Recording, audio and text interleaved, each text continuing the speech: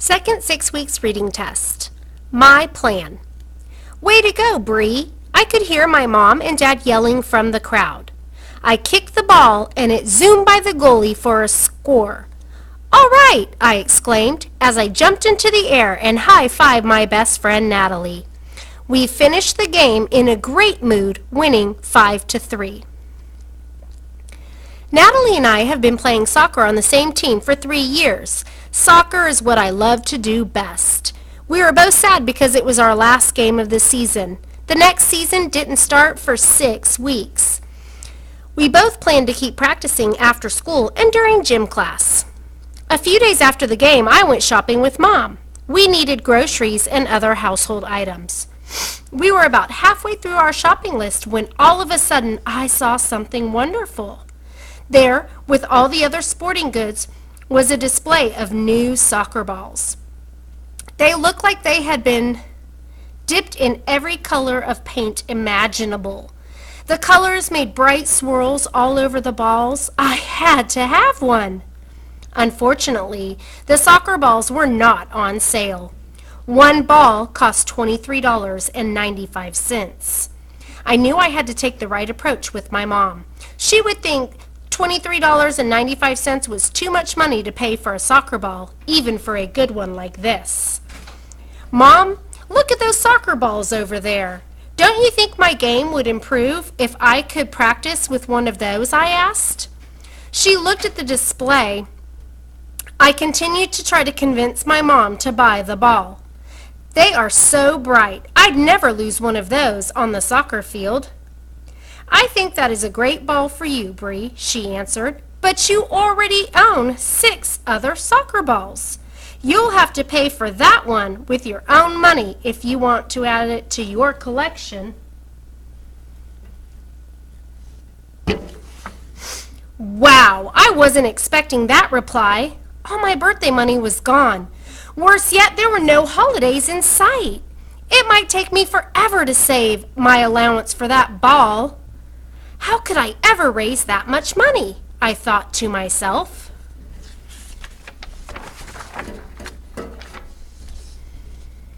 On the way home, I came up with a brilliant plan. As soon as I finished helping my mom unpack the groceries, I raced to my room. I logged onto the computer and opened a word processing program. I created a chart to explain my plan. I already had daily chores I was expected to do. My plan was to sign a contract with my parents to do extra chores around the house. This way, I could earn enough money to buy the soccer ball.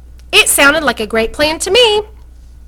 It took about an hour to type my plan on the computer. This is what I printed to show my parents.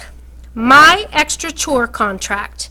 I, Bree Wilson, promised to complete the following chores in return for money to purchase 1 soccer ball at $23.95 plus tax. Chore, amount to be earned.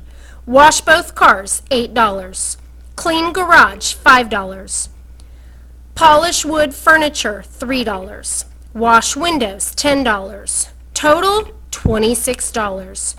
My signature, Mom's signature, Dad's signature. I presented the plan to my parents after dinner that night. They talked about it for a few minutes, then they agreed to my contract and we each signed it. My dad said he wanted the chores completed during spring break. I could have my new soccer ball in time to practice before the next season. I couldn't wait to get started. Later that night, I called Natalie to share my good news. She liked my plan so much, she wanted to try it out too. Soon, we will both be practicing with our new color-swirled soccer balls.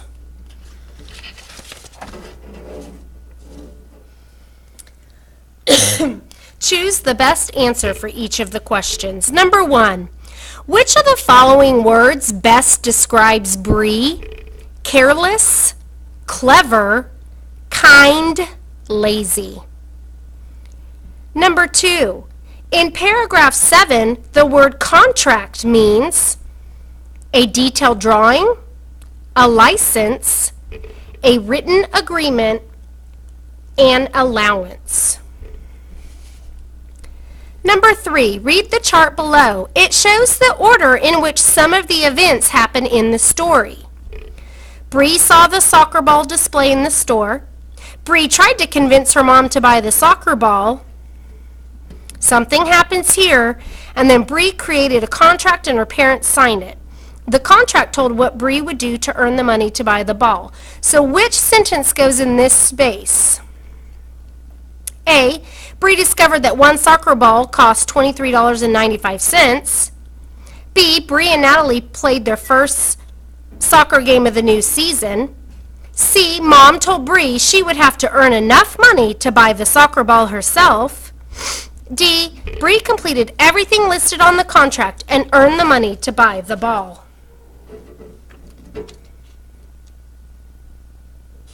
Number 4. How much money will Bree earn during spring break if she completes all the chores on the contract? $36, $15, $23.95, or $26? Number 5, why did Bree want to earn more than $23.95 to pay for the soccer ball? A, she owed her brother $2. B, she wanted to buy a matching ponytail holder. C, she wanted to have a few extra dollars in case she found something else she liked. D, she needed money to pay the sales tax on the soccer ball.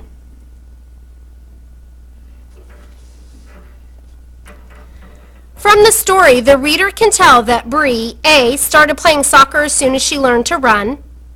B, makes many goals every time she plays soccer. C, likes to play the game of soccer. D, will not play soccer next season. Number 7, which of the following is the main problem in this story? A, Bree's soccer season is over. B, Bree wants to buy a new soccer ball but does not have enough money. C, Bree and Natalie cannot play soccer during gym class. D, Bree is upset with her mother because her mother will not buy her the new soccer ball. Number 8, read the beginning of the summary below. Summary of my plan. Bree loves playing soccer and is excited when she sees a new soccer ball at the store. She asks her mother to buy it, but is told that she needs to buy it herself. Which of the following best completes the summary? A, Bree creates a plan that will help her family around the house and allow her to earn money to buy the soccer ball. B, Bree complains until her family helps her think of a plan to earn the money to buy the soccer ball. C, Bree decides to wait until her birthday to see if she will get enough money to buy the soccer ball. D, Bree decides to wash cars and clean out the garage. She's hopeful that her parents will pay her. Number 9, which of the following settings is not in the story? A soccer field, a computer lab, a home, store. Number 10, paragraph 7 is mainly about A, Bree helping her mom unpack groceries. B, Bree's plan to earn extra money. C, Bree convincing her parents to sign the contract. D, Bree using the computer. Number 11, read the web below and answer the following question. Wash cars, clean the garage, wash windows, polish furniture. Which idea belongs in the empty box? Bree's team,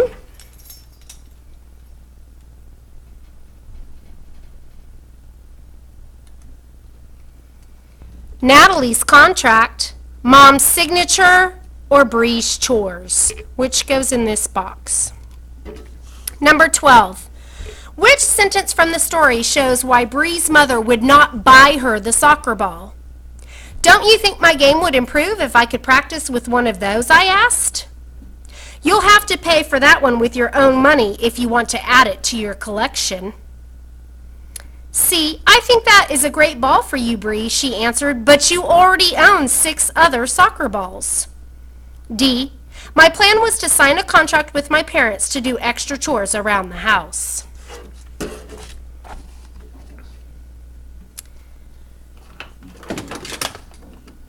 Read the selection and choose the best answer to each question. Then, fill in the answer on your answer document.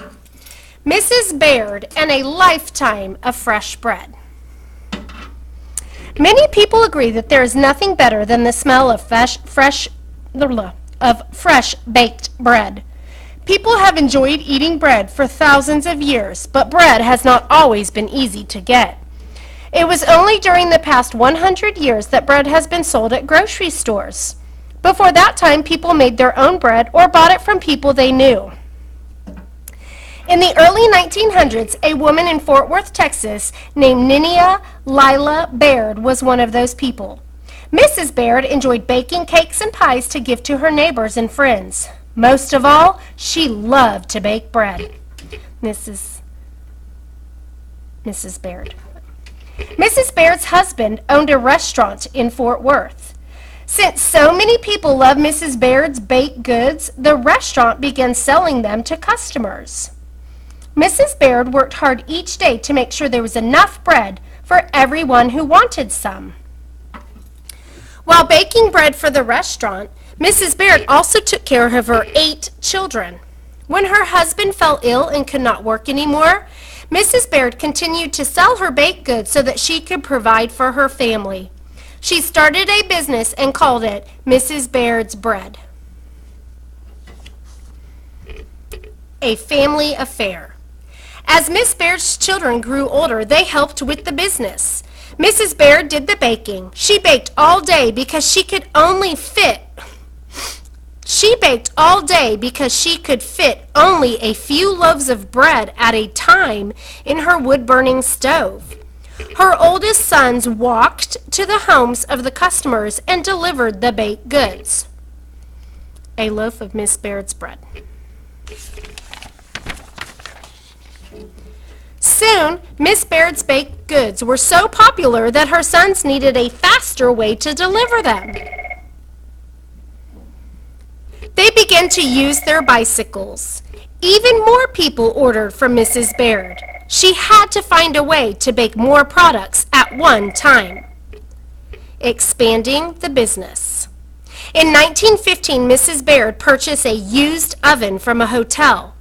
The oven cost $75, but Mrs. Baird was able to pay only $25 in cash. Luckily, she was permitted to pay the rest of the amount she owed by providing bread and rolls to the hotel. Mrs. Baird kept her new oven in a small building in her backyard. This oven could bake up to 40 loaves at one time. The more bread Miss Baird made, the more bread she sold. This meant that more bread also had to be delivered. Delivering goods by bicycle was no longer practical, so the brothers began using the family wagon, which could hold many loaves of bread. The family horse pulled the wagon right up to the customers' homes. This faster delivery method allowed the family to earn more money. In 1917, Mrs. Baird bought a car. The family removed the seats from the back and filled the space with baked goods. They painted a sign on the side of the car that read, "Eat more Mrs. Baird's bread." Delivering by car meant that even more people could enjoy Mrs. Baird's bread.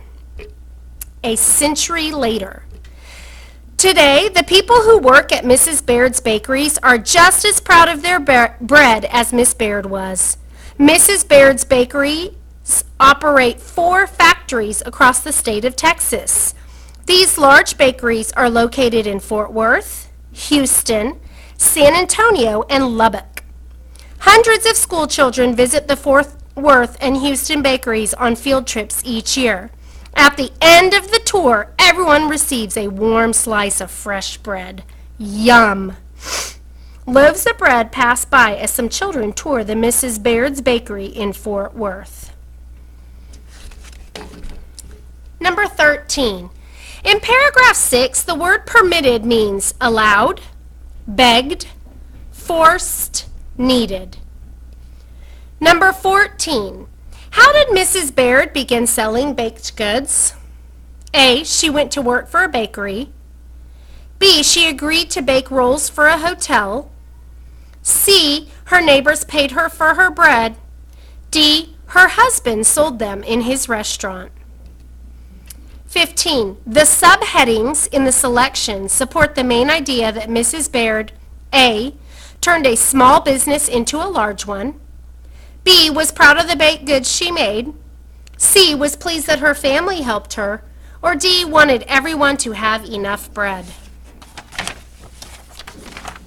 16. Mrs. Baird purchased an oven because the wood-burning stove she was using, A. was not hers, B. was too small, C. burned the bread, D. cooked too slowly. 17. Which statement describes one of Mrs. Baird's business challenges? A. She had trouble teaching her children how to help with the business. B. She needed to find new ways to deliver her baked goods as sales increased. C. She was not able to remember the type of baked goods her customers ordered. D. She was not able to make enough money to purchase supplies. 18. What is the theme of the selection? A. Hard work often leads to success. B. Some people work more than others. C. Popular items often change through the years. D. No one knows what to expect in the future. 19. The author included the section titled A Family Affair to describe how Mrs. Baird's children A.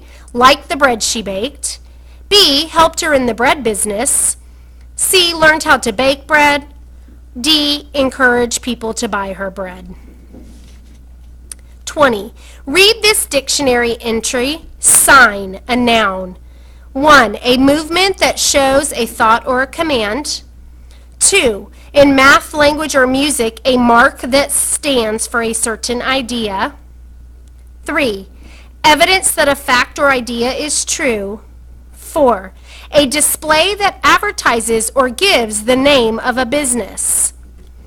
Which meaning of the word sign is used in paragraph 8? Meaning 1, meaning 2, meaning 3, or meaning 4? 21. At first, Miss Baird's son delivered her bread A. on foot, B. in a car, C. on their bicycles, D. in a delivery wagon. Number 22.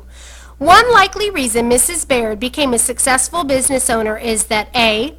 her business allowed her to spend time with her children, B. she did not want people to have to make their own bread, C. she did not want to work in a restaurant like her husband, or D. her business involved something that she enjoyed doing.